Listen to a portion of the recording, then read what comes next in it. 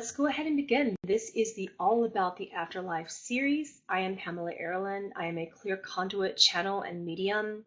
I speak to my own source aspects, my own spirit guides, angelic presences, extraterrestrial collectives, positive ones only. I want to make that clear. I work with the light, but I'm also a shadow worker, but only in the human facets, not in any other facets, just so you know. When it comes to the afterlife, I'm an interesting medium because I see through the ether and I hear through the ether. I have pretty unique types of hearing and seeing that involves ether travel as well. This is why I started this series, is because I am an avid viewer and peruser and traveler of the Akashic. And from age 5 until now, I have been studying the Akashic Records from all perspectives, not just my own personal perspective, but I can embody and step through in a unique way the visions of and beings of other types of angelic presences and figures of history and see through their eyes. And just what I've been doing is I've been wrapping all of these perspectives up so that I can start this show and write about it for you. So, and that's one of the reasons why I started the Origins series, which is on my YouTube channel. If you look up my name on YouTube, and you'll see all about extraterrestrials parts 1 and 2, and now we're working on 3. Been working on that for a long time because it's pretty expensive. So it's, when I say all about the afterlife, that is a bit of a misconception, because from my perspective, I don't really formulate a belief that time exists in the lowercase t facets. And what I mean by that is time, capital T. It is not a linear facet. There is no after or before when it comes to life. In the Fibonacci spiral of events, everything is happening right now. And source, from my perspective and the way that I've been viewing the Akashic Record, is what I have begun to understand, is that everything is happening and source is projecting in a way that encompasses the now, and the past is just a perception. Everything that we create in the future is based upon what is happening right now. So when I say the afterlife, I say that in a definitive term because most mediums speak in that way, where they think, oh, after human death. Well, kind of, that's how we view it. But in actuality, from my perspective anyway, what I've noticed is that source is projecting into various beings all simultaneously and having many multidimensional perspectives. And the whole illusion in this concept of time, lowercase t, in the human components and facets, is but an illusion. And we perceive that because the more source begins to learn and project, we perceive, whereas in the laws of physics, there actually are none. So that is another reason why I began to create, wanted to create this series, so that we'll be having some special guests along the way to talk about this. I really love to interview people and get their perspectives about it as well. So from a medium's perspective, from age 5 until now, from all of the travel that I do, and in a unique way, my spirit leaves my body and begins to see the Akashic Records as if it's a spiritual classroom. You know, wherein my guides are wanting to just uniquely show you everything that I see that's out there. So if you want to know what happens when humans say, oh, you know, I saw Jesus, or I saw a bright light, the prison planet theory, the light is a trap theory. I would like to talk about a little bit of that today, along with what specifically happens from the time the spirit makes an exit of the human body. And I use those terms because that's how humans perceive it. I view it as a bit of a quickening, but either way, from the time the spirit, makes an exit of the human body and then moves beyond into the ether, I would like to talk about that. I would like to talk about what happens from the atheist perspective, from the agnostic perspective, from the I am a believer in a monotheistic way, that perspective, Christian, Catholic, Buddhist, blah, blah, blah, which I probably shouldn't. Buddhist is a lifestyle, not a religion. But I would like for you to ask me questions based upon your experiences, other people's experiences, and just anything that you're curious about today. And we're going to evolve into this show together and allow these topics to create themselves. I'm going to begin with your questions. Namaste.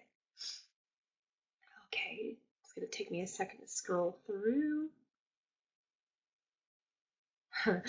Someone says, can your guides talk to my guides? Astral travel still eludes me. What I have to say about astral travel, essentially speaking, with that, I would like for you to stop trying so darn hard. When those of you are focusing on ascension, um, clearing the pineal gland, it's great, don't get me wrong, but when it becomes our absolute focus and we lose focus with the reasons why we're here, which is to be embodied in the physical, to be incarnate, then we lose the ability to astral travel because we're trying to use astral travel as a formulation of an escape. So when you're sleeping, someone else just said in chat right now, we usually travel when we're asleep and dreaming. Yes, that is true. There is but a distinct fraction of a difference between lucid dreaming and astral travel. Lucid dreaming is a spiritual playground of source, a dimension that you're stepping in and then adding to and creating as you go along. Those are actually multi-dimensional experiences. So yes, but astral travel can be succinctly guided. That's why they call it lucid. Because when you get to that level of dreaming, you can guide it. You can heal yourself during these experiences. You can bilocate. You can actually formulate a quickened perception and then a projection of your own physical body so that someone gets a vision of you and is able to talk to you in a way that both of you remember this is possible in what we call the afterlife, except remember it's all happening right now. We call it the afterlife, but yes, you can do all of these things and people formulate their own human definitive descriptions of it. But when it comes to all of this, astral travel is something that if you focus too much on, essentially speaking, you can forget about the reasons why you're here. If you focus so much about the afterlife, you could forget about what you're doing when you awaken. And so many people come to me because I'm interested in ascension. One of my life purposes from the spiritual perspective here, one of the reasons why I'm here is awareness. Conscientious and compassionate awareness is one of my dominant purposes here. So with that being said, it's good to be aware, it's good to learn all these things, and it's also good to understand that source projects into fractals, and the reason why we're here is because it is a conscious choice in the spirit world, in what we call the afterlife. We make a conscious choice in between each lifetime, and yes, I do believe in reincarnation. In between each lifetime, we sit with our spirit family, our smaller spirit family, within that smaller level of our soul streams, not the larger level, but the smaller level. The people that are guiding us are the higher fractals of ourselves and our spirit guides and guardians. And we make these choices based upon what we experienced in our prior projection. So in other words, if you had a past lifetime and you had a particular experience and you didn't like it, this is just going to go down so many rabbit holes, I can tell. And you didn't like it, it's not that you're trapped. Okay, I really want to talk about the definition of karma because it has changed in the past 20 years. This is just going and going and going. Basically speaking, you're not trapped. The prison planet theory, it's only true in an essence of a formulation of belief. The prison planet theory only has a certain level of truth to it, and the more you believe it and focus on it, and allow it to develop such a fear within you that it encompasses conspiracy theories, and even if a conspiracy theory is based upon some level of truth, if we focus on it so much that we build our entire lives around it, it becomes a fear, which is in and of itself a belief that makes the prison planet theory even more of an alignment. So all of these theories that we are conspiring and conjuring and believing in, they can become larger human conscious collective belief systems that hold us even further in that. Do you understand? So it's not that it is true or that it isn't true. It's that you are such powerful beings that you are playing a role to create it as a further perception of truth that can carry a human conscious collective into the future dangerously, fearfully, or powerfully, wherein you step into your power and make a huge conscious collective change so that ascension begins to change in a positive way. So yes, someone said fear is a trap. Absolutely. Yes, we are in a matrix. Yes, that's very true. But if you believe it and define it as a prison, it's going to become so disempowering that we create a fear-based perspective. Karma has changed. I cannot repeat this often enough that over the course of the past 20 years of my life, I've been noticing a significant difference. You are not being punished any further. The white light trap, what people say when you leave your body and the spirit leaves, and then there's this beautiful light around you, and all of this stuff, and then it's actually a trap, and then that is basically going to cause you to be reborn into another human perspective and wake up as a baby and start all over again, or come in as a walk-in and be trapped in a human perspective again. No, no, no, no, no, no, no. It hasn't happened in a long darn time. Yeah, so let's just clarify that. That's one of the reasons why I created this series, because what you take personally becomes an individual belief system that adds to a larger perspective of a human conscious collective belief system that is going to create your personal reality. The reason why I began to believe this is because in my observations over the course of the last 20 years, and I've been traveling in the Akashic, every single night my spirit leaves my body. I formulate a quickened version myself. I travel in forms of spirit animals. I can travel in forms of guardian angelic presences, because my source aspect does happen to have an angelic perspective. So I travel in that form, or I can travel in my human form and learn things that way. I've traveled in the form of other people by asking their source permission, their soul permission to step through their bodies, see through their eyes, and learn through their minds. Yes, I have traveled in many different perspectives. And basically, this is almost like what some of you are calling time hopping. I'm an avid projector into the Akashic, not so that I can change it, because you can't ever change time, but I view it. I just view it, I learn from it, and then I wake up and I write it down and I show you. So that is why I started this series, so that I can do just that. So ask me about the particular perspectives of human history. Ask me about gods and deities. Ask me about ancient Egypt. Ask me about how I perceive from what perspective, and I will tell you my perspective and the many perspectives through which I've traveled. That is what I'm here to teach. Awareness is about teaching me everything that they're giving me this beautiful permission to learn. So that is why I started this, so that I could do that and share it with you. And we're going to be doing this very regularly. Yeah, we were talking about Prison Planet. So it can become, back to that rabbit hole, it can become a collective perspective. And what I was going to say about ascension is that from my perspectives, what I noticed is that we stopped ascending in collective manners a long time ago. We really did. We stopped ascending in that facet, and we've been trying to ascend in individual perspectives. Therefore, when you're going through your ascension, and the reason why I ask you initially not to focus so much on astral travel and waking up your vision and all these things, even because it's beautiful, if you aren't grounding that into the physical perspective, by understanding your emotions, your emotional heart center, for the majority of us, depending upon which perspective we are incarnating through, most of us are sentient beings. So unless you are entering through from a reptilian, non-sentient type of, maybe the insectoid races, things of that nature, unless you are incarnating from that perspective into your human body, you are operating through a sentient perspective, which means your heart center is your compass. This is why, from what I've observed, it really helped me to watch pregnant women, even before I had children of my own, and especially after I did. And then I would see my own ultrasounds.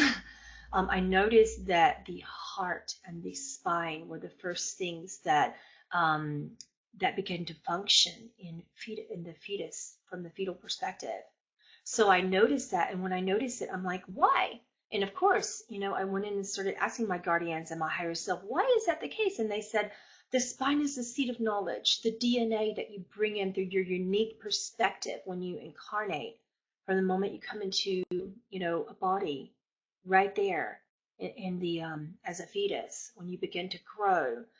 All of your DNA comes through your spine, which is the seat of knowledge, which is why they say to focus on your root chakra and the Kundalini energy. All of that kind of stuff is so important because it's coming through your spine, which is there right with your heart, your spine, and then your heart. Those things are created pretty much in that order, almost simultaneously, though. You get your spine, and then the heart forms, and then the brain forms.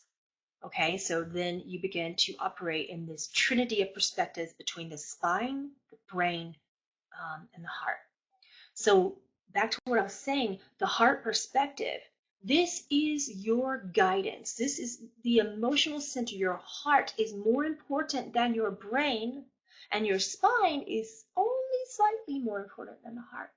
So grounding in through the spine, keeping grounded in your human bodies is the reason why you're here. Because as I was stating earlier,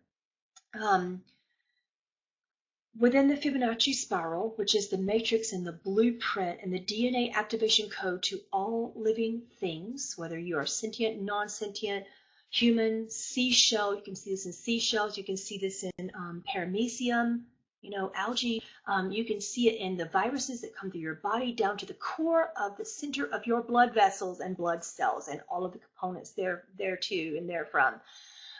You will see the Fibonacci spiral. The reason why that is because that Fibonacci spiral incorporates all of your genetic imprints and DNA, your individual DNA patterns that will be the blueprints that are coming and seated through your spine.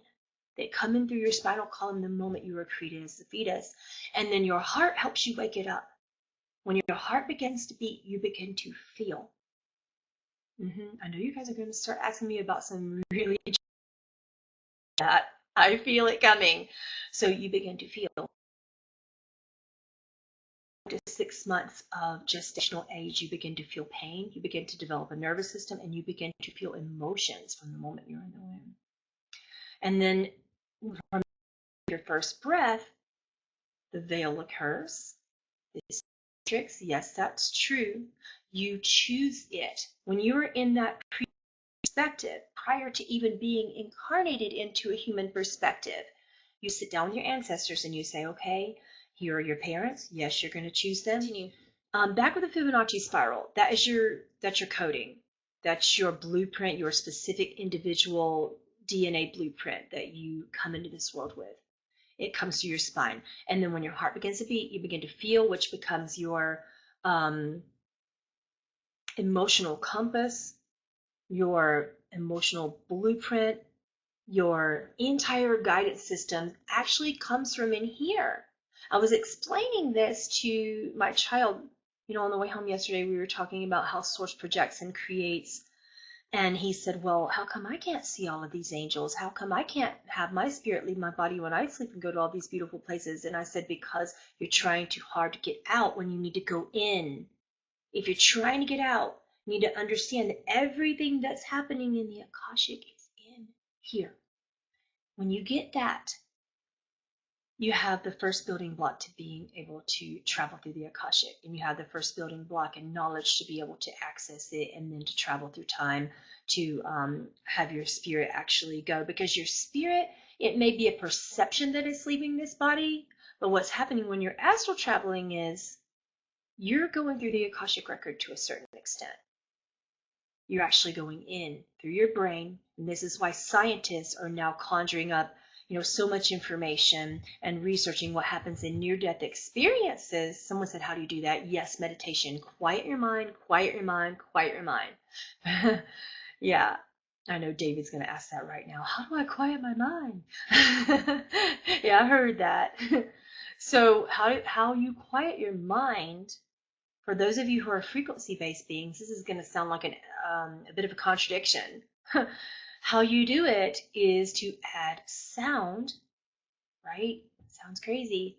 When I started to understand source tones, when I really started to understand how to listen to source tones and then to create them, but if you can't create them, if you're feeling like your throat chakra isn't your strongest one like it is for me, the source tones, A-U-M or O-M, depending upon your culture, Hu, H-U, Hi, H-I-H-A-I, or H-I, depending upon your particular perspectives. E, just E. H-E-E, he. N-R-G, which sounds like an It's like purse your lips like you're going to kiss someone. It sounds like Okay. O and Ah, which is less common for those. Those seem to be sort of mid turns that come in every now and then. But primarily on and high, poo, all of those sounds. Those are actual source tones that can help you. Ra is one of them. Within your unique personality and blueprint perspective, you're going to be seeing the Akashic from various ways and perspective based on your particular origins. Life did not start here, okay? It just didn't start here. So when people say afterlife, I can't stress it more that we are reincarnating and reincarnating and reincarnating to the extent that what I would like to express to you more than anything, if you take anything from this freecast today, from this event today, is to understand that we are the extraterrestrials. We are the ones that inhabited here, and there's a lot of scientific proof for that. Consider our spinal columns. We have a hard time with gravity. Many of us have some commonalities, some common problems with density in our bones, predisposed genetic tendencies towards arthritic concerns, back problems, lack of flexibility. We basically have a really difficult time incarnating here when it comes to gravity. We all experience more and more health problems depending upon, as we age, the gravity becomes an increasingly intolerant concern. We have a hard time tolerating gravity. Our spinal issues seem to be the biggest issues. Degeneration of the bones seem to be the human conscious collective pattern that I'm observing throughout all 41 years of my life here as a human. So essentially, our spines were not made to tolerate this environment. And our brains, we're only accessing a certain component of it at any given point in time. We have access to different components of our brains, and we have access to some of this DNA, but not all simultaneously because we are waking up individually. So our brains seem to only be able to access a certain, component of what we're here to access at any given point in time. So with that being said, the more you awaken, the more you're accessing, and what's happening is synapsing is occurring. And basically when your brain is synapsing properly, and when you are going through an ascension where you're utilizing all the components of your brain, you can do so, but it seems to be only happening in intermittent times where we can access large components of each sides of our brains simultaneously in periods of astral travel, in periods of meditation, and any of the things like that. Okay. And then when we ground back and we kind of get into out of meditation and get into the 3D existence again, it seems like we're utilizing and synapsing only in ways within the human components again. So being that we can't all walk around in meditation, yeah, like back to what I was saying though, I have the opposite problem as you guys. So this is why I cannot suggest more to go within.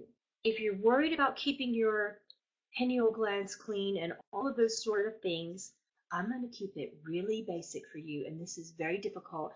And I feel so hypocritical teaching these sort of things because I struggle with this daily, weekly, monthly, from the whole thing. Should you go vegan?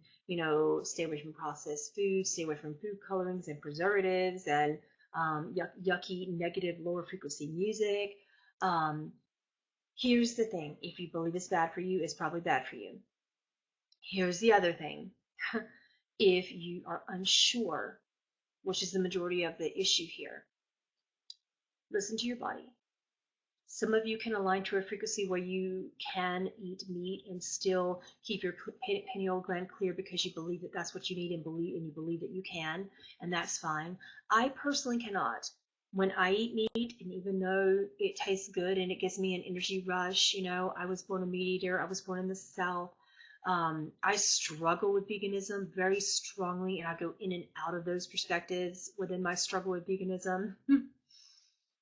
Basically speaking, I notice that even if I just eat a small amount of chicken, that day I am facing the darkest, deepest emotions. I'm going into my shadows.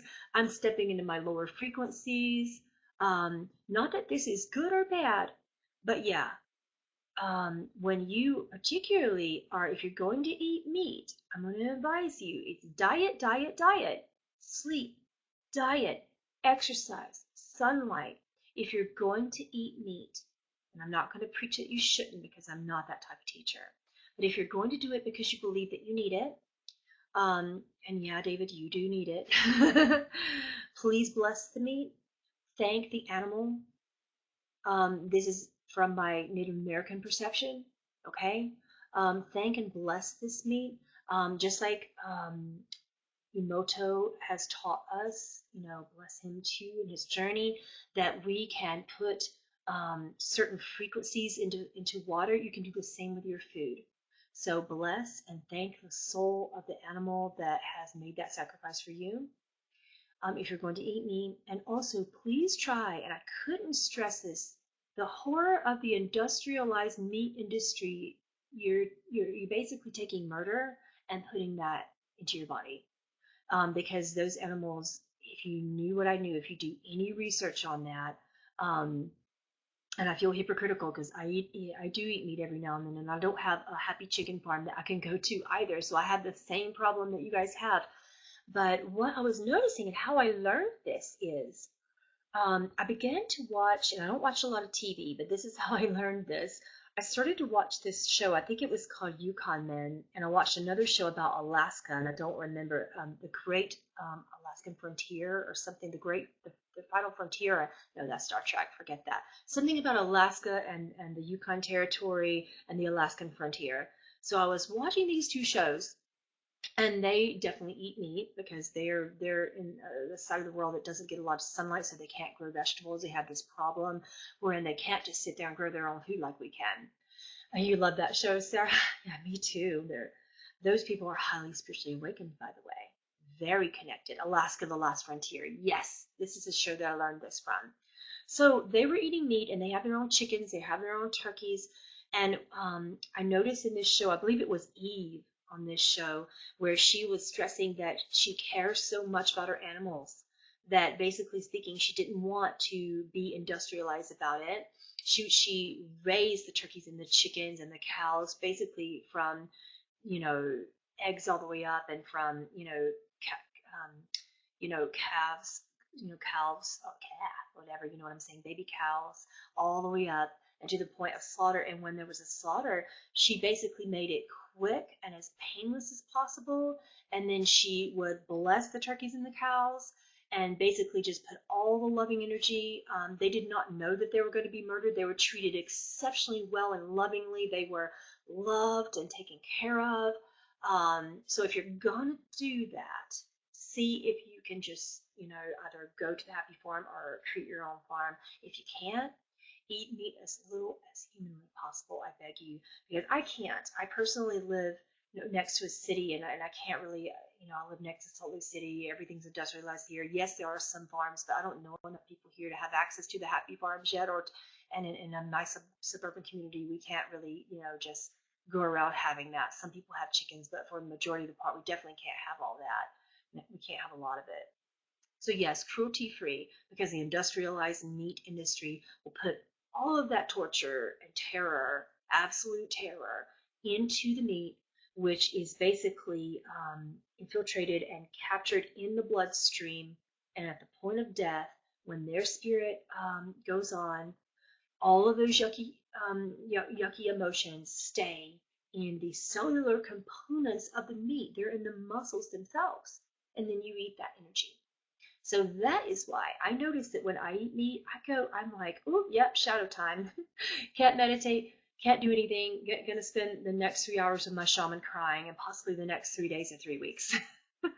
So yes, keep that in mind that there are many, many ways, and people will argue this with me. They will argue it and argue it and argue it that whether we're meant to eat meat or not, it's not really about whether you're meant to or not, whether or not we have evolved out of that perspective or not. Some of us have, some of us haven't. But it's just the energy of everything is so, so, so important.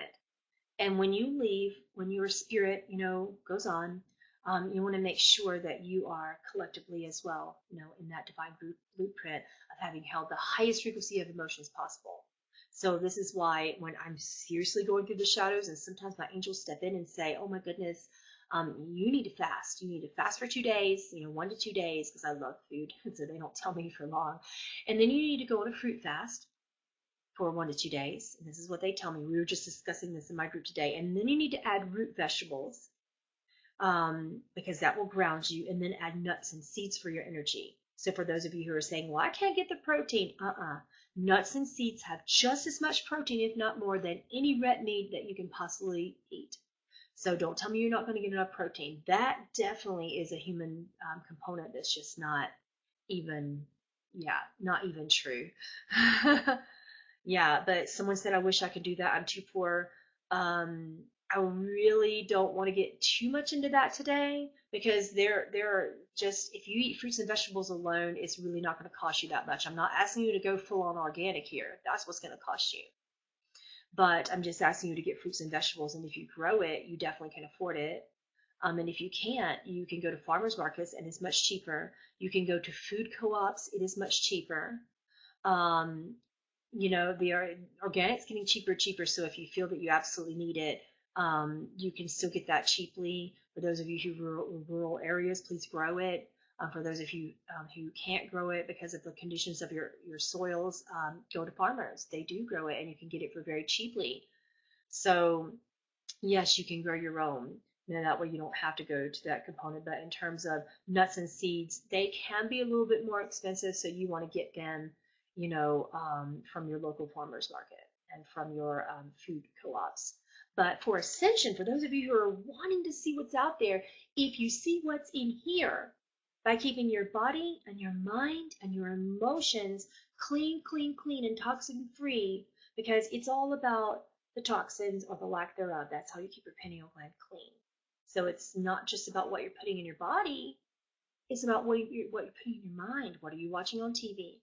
Someone called me out on that last week, where she said, you just watched that really crappy horror movie. And I'm like, yeah, but I wanted to understand the mind of the mass murderer, because, I like to understand all components of the human brain, even those that are scary. So I'm like, no, it's cool. I can handle it. I'm just going to put this shell of protection around me. I'm a massive empath. For the next 2 weeks afterwards, I was having horrible dreams. So with that being said, yeah, keep your thoughts clean, formulate a shift in perspective, but don't bypass. If you want to go deeper into your meditative states, but you're avoiding your own core beliefs that are causing your traumas emotionally, and you're avoiding your inner child, that's a problem. If you're wanting to ascend so quickly that you're just like, yeah, just teach me to talk to the angels, teach me to go into so many perspectives that that I'm just going to switch into a higher thought right away. It is a balance. It's not so much shadow work or so much meditation and talking to your angels and stuff, and affirmations and things. It's not fully that either. It's the balance of that you're here to do that's going to bring you into these higher perspectives where you can keep your frequencies higher. Okay? It's a balance when you need to honor yourself, and when you need to integrate a core belief, when you need to go see a shaman, or a spiritual process facilitator, do it. If you have a firm belief that you can do it without it, then yes, switch into your positive thoughts and formulate that Abraham Hicks style perception based upon your law of attraction, where you switch your thought before it becomes an emotion. We can teach about that too. Either way, formulate the balance of what you need to do and when to keep your frequencies in a space where you can access the ether, but the ether is in here and in here. Someone asked me this in the beginning stages when you guys first started getting to know me, when I opened up my Facebook group and my Instagram, and when I first came out from underneath that rock professionally. I had been doing following this path for about 16 years, and then I decided to start a Facebook group and finally start making some YouTubes for you guys. I hid for a while and just did it privately. And when I did that, someone asked me a question that I will never forget. He said, um, I want to follow you, but I want to know that you understand this basic concept. So I want to ask you a question. And his question was, I would like for you to ask Yeshua, because we were channeling Yeshua that week. He said, well, I would like for you to ask Yeshua, where is the kingdom of God? And I kind of just, it felt like such a complicated question, but then again, it didn't, because the kingdom of God is developed within you. It is within the core of your bones. It is within the Fibonacci spiral that that encompasses your blood cells, and then down to the nanoparticles of all that is. It is within you for sure. So the more you meditate, the more you quiet the brain, the more you go through all this, the better that's going to be. Okay? Someone said God is a frequency that exists within us. Absolutely. Source is within you. The perception that you are separated from Source only happens because Source has projected so many times that the veil of amnesia was created so that we could choose to forget, devolve. We're basically bored gods. We devolved because we couldn't go any higher in frequency. And the only way to learn more was via the idea of expansion within duality. This is the universal law that encompasses why you are here. Polar opposites, sun, moon, war, peace, feast, famine, joy, suffering. It's hard to get to one without getting to the other. So you learn the shadow before you see the light. Within the DNA patterns and the blueprints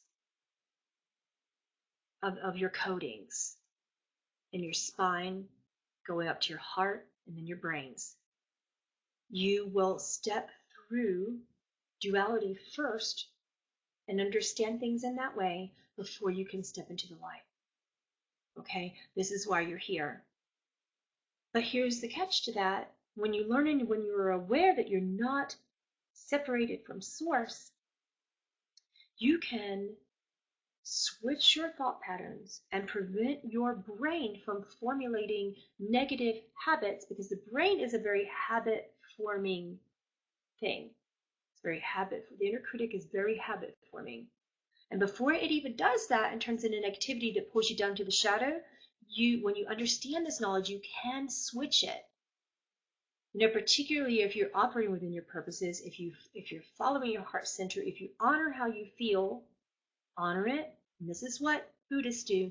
This is what alleged gurus and masters do. It's not that they are so highly integrated from us. It's not the case. It's that, essentially speaking, they drop so quickly into their emotions. They're like, ooh, negative frequency, pain, suffering, fear. They don't avoid it. It comes into their brains and they're like, my brain is about to synapse and then formulate a pattern. And then they stop it before it happens. They stop it by sinking into it. They honor it. They see the thought before it gets the idea to turn into emotions, because they honor the frequency.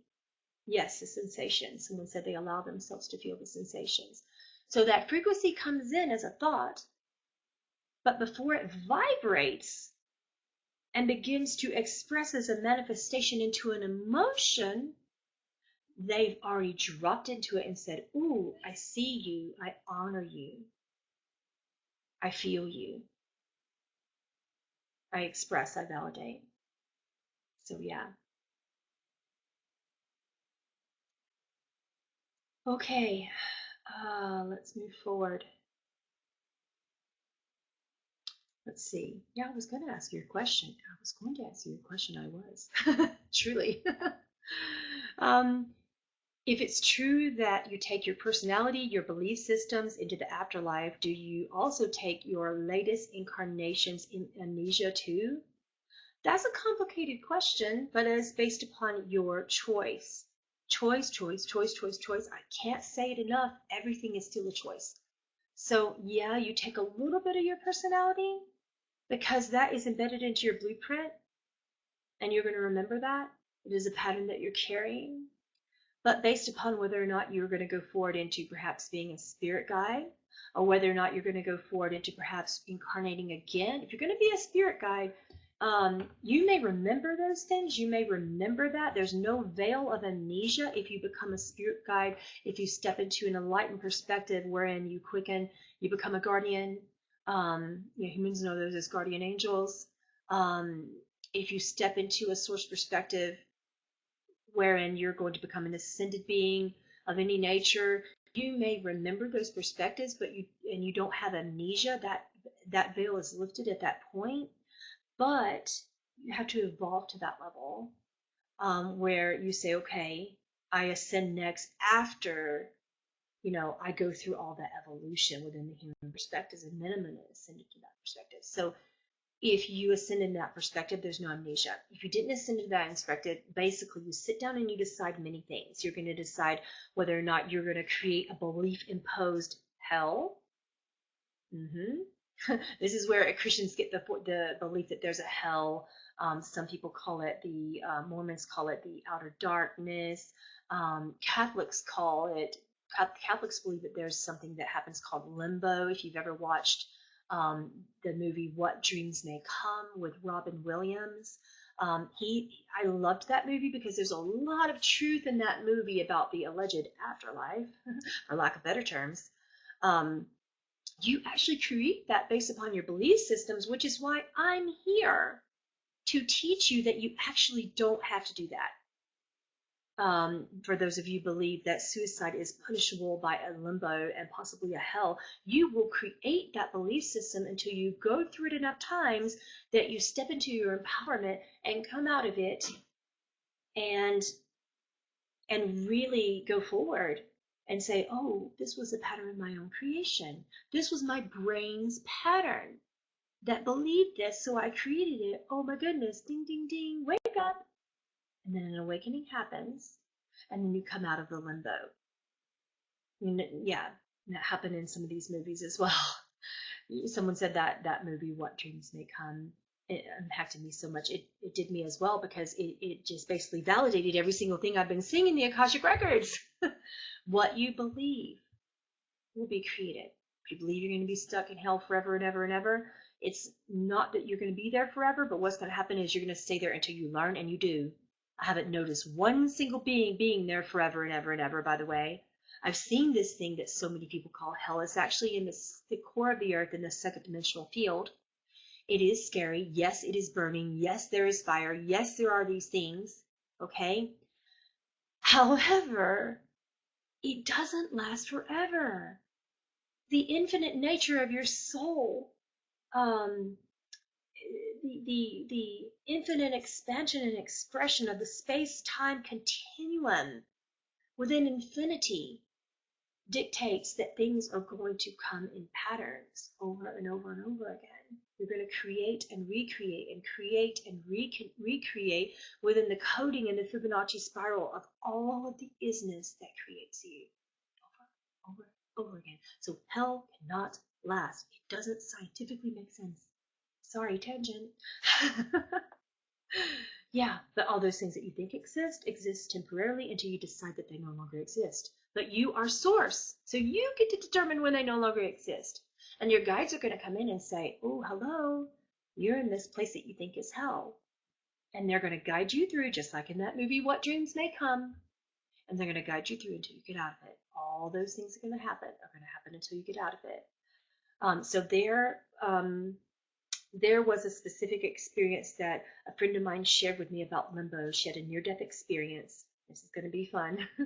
Oh, yes, someone said, oh, I need to address that. Atheists believe in the nothingness. What that is what Dolores Cannon calls the resting space or the resting place. is not necessarily a darkness. It's a womb-based existence where there's a void of all things. Your spirits will still come in. Your family will still come in. Your higher self will still awaken you from it. Yes, the void. That is the resting place. They are essentially unique perspectives and versions of the same thing where you get to rest and then nothing exists. When there was a time when I was going through such severe depression that essentially speaking, I lost my connection to the belief that anything existed. This happened after a near death experience where I lost all perception of my human personality for a while. And it was scary to formulate beliefs. And basically speaking, after that near death experience, when I came back to myself, it was a little bit of I was a little bit afraid to believe anything. So I went from the Akashic perspectives when I would astral travel and view the Akashic for different perspectives of my future. Yes, you can view the Akashic in that way, based on what you believe now. That's another rabbit hole that we'll talk about. Essentially speaking, I would have these lucid dreaming experiences where I would recreate this fear that I had that there was nothingness, that this was all there is. And one of the lucid dreams that I had to help me work through that, I created this spiritual playground via this lucid dream. That there was going to be a giant takeover and that people were going to come in and that they were going to come in with biological weapons, which was actually in alignment at the time. It wasn't in alignment at this time, so stop worrying. But at that time, we held that collective alignment, and I knew it. So I'm like, oh my gosh, biological weapons. And my children at that time were babies. So I had this lucid dreaming experience that my guides allowed. And I was in my kitchen, and one of my kids at the time was in his high chair, and there was this invasion, and people came in through my porch, and we died. Like my child and I died, and there was this agent. There was this biological agent, and it basically disintegrated us. It was a horrible lucid dreaming experience, and my guides did this to me and allowed me to experience this so that I could see the power of belief. So basically, that biological agent disintegrated me down to the core of just bones and nothingness very quickly, and we died. And I literally felt my skull hit the floor. And from the perception of an atheist perspective, I heard a loud thunk, dark, right? And then there was nothing. And there was a void. And I actually traveled through what I was afraid of. My guides allowed me to travel through the void based upon perspective and perception.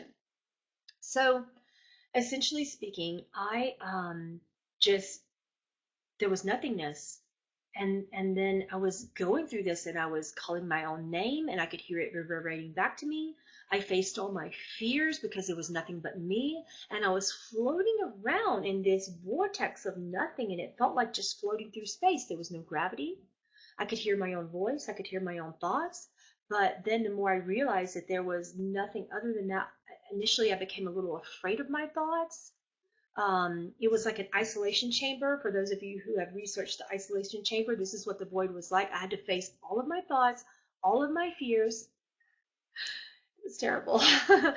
I was afraid of spiders, so I went through the void to face spiders, and this giant 30 feet spider came at me when I was in the void, and I had to decide how I was going to handle that.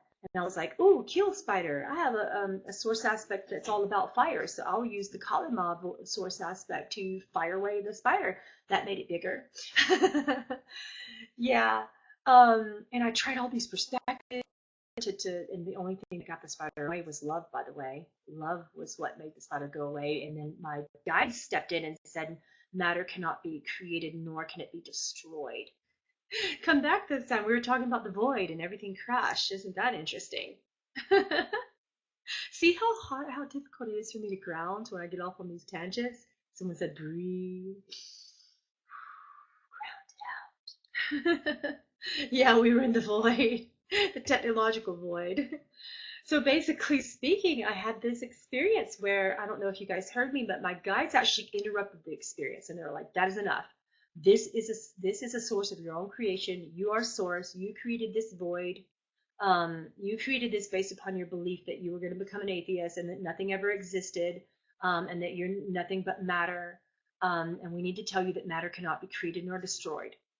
And that just basically just put the atheist stuff out the window when they just essentially um, said, that all that exists is energy and that all that exists is me and that I create everything. And then I'm like, oh, you mean I'm agnostic? And they're like, nah, don't put words to it. But essentially speaking, I came back with this knowledge, that it wasn't about anything being created or destroyed, and that basically speaking, even the facet of creation is something that we're doing over and over again and expanding upon and expanding upon and expanding upon in a giant spiral, in a nonlinear perspective, where source is just getting greater and greater and greater. So to that extent, yeah, there's creation. But in another extent, that creation is from a point that has already existed, and oh my goodness, we just can't wrap our human brains around that today, right?